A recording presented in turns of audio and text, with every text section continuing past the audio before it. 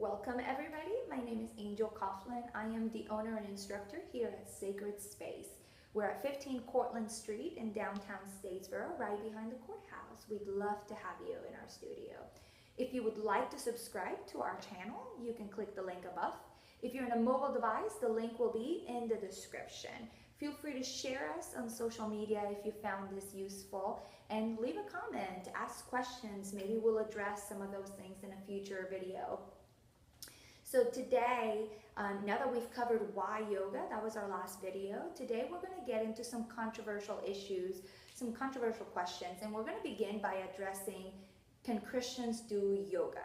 Now that we know why we should do yoga, let's talk about who can or should do yoga, and we're going to start with Christians. That's a big question, a big deal. So I say yes. But obviously there's many people who disagree, and so we're going to address three main concerns. Number one, yoga is a Hindu religion. Now, yoga originated in India, where the predominant religion is Hindu, and so a lot of people feel that yoga is just a bunch of postures that are done as an offering to Hindu gods. And while it's true that yoga could be done, and it is used by some religions in that manner, it is not true that that is the purpose and intention of the original yoga, the original purpose of asana, or the only way that the asana could be used. Now, Christians, Hindus, Buddhists, they all pray. Now, not one of those religions can stake a claim on prayer. And not one of those religions can say that if you pray, you automatically belong to one of those religions or are exercising one of their traditions. Prayer is not unique to one or any of those. So simply because you're doing yoga does not mean that you're worshiping a Hindu god or one particular god according to this view. Number two is language. Sanskrit, things like Ardha Mukha Svanasana. It just means downward dog. Just like French is used in ballet, plie, chasse. It's a beautiful language, just like Sanskrit is an ancient and beautiful language. But that's just what it is. It's a language. We use words like pada, it means feet. Hasta, it means hands. Asana, it means posture. So if we study the language, we can see that all we're doing is saying words. It's a language. And number three, and this one's a doozy. We start talking about chakras and people go, ooh. Yeah, let's face it. Chakras are bodies of energies that flow inside a human body. It's science.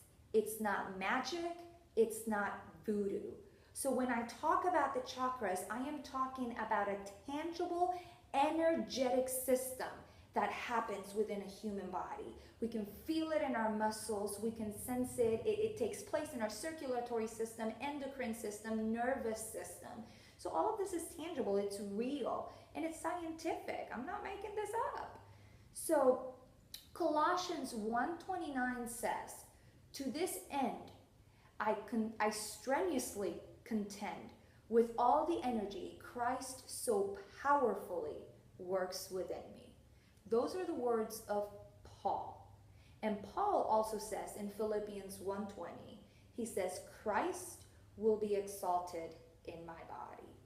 So it all goes back to intention, intentionality.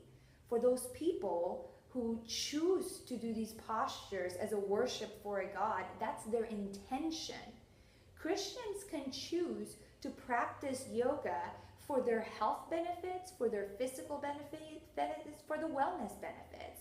And Christians can choose to use these postures as an act of worship because of their body, because of their heart, and give thanks to the God that gave that to them. So they can use this as an act of worship to their God. They do not have to worship Hindu gods like some people believe.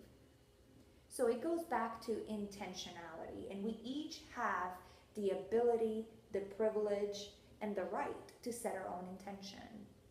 So Christians should not be afraid to practice yoga. We are free to do so. So again, this is Angel Coughlin. I hope I've answered that question. feel free to leave a comment, share on your social media, subscribe at the link above or on the description. Come find me at Sacred Space Studio at 15 Courtland Street in downtown Statesboro or at sacredspaceyogi.com. Have a blessed day and namaste.